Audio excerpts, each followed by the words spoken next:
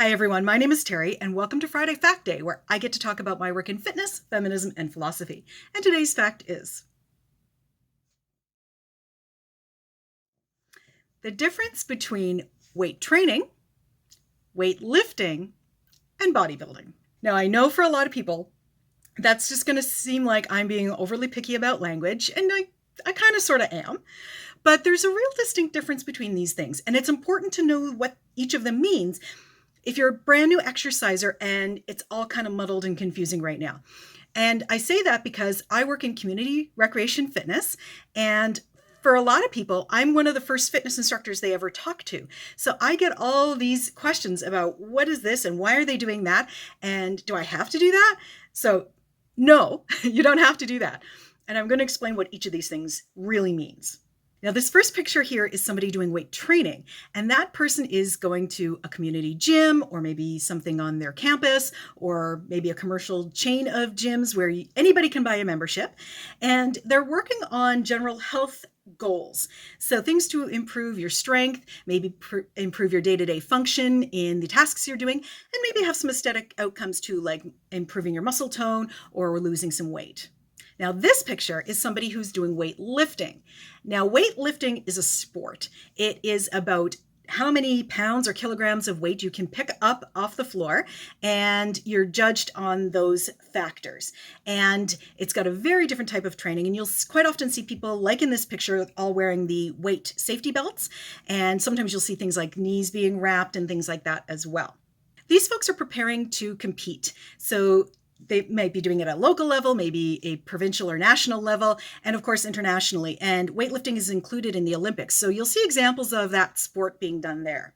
Now, this last picture here is of competitors in bodybuilding.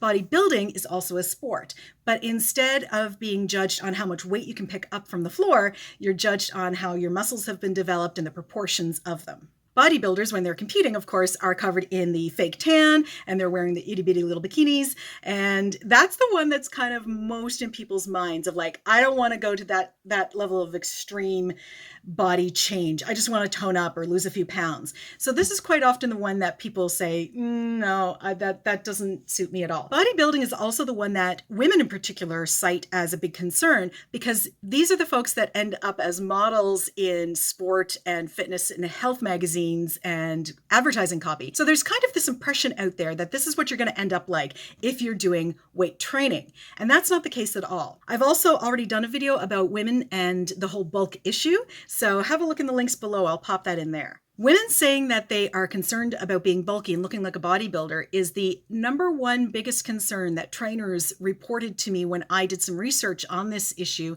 and the other concerns that trainers hear from clients all the time. Women and bulk is by far the biggest myth and the hardest one to bust in the fitness industry. And that's, again, because these are the people who end up as models quite often. So we're kind of led to believe that, if you do enough exercise, you'll end up looking like this. But looking like that is a full-time job, and it's not going to happen quickly. You're not going to end up with bulk like that just from going to your local rec center and doing some weight training.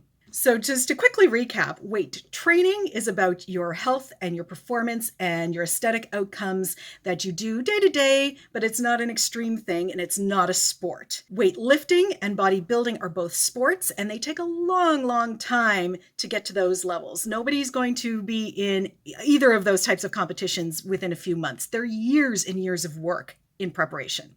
Thanks for watching, everybody, and please put some questions down in the comment box so that I have other things to talk about in more Friday Fact Day videos. Let me know what your concerns are about exercise and maybe where they intersect with gender as well. And I will make sure I put those on my list for future videos. And of course, as always, lift heavy, fight the patriarchy, and I'll see you next Friday. Bye.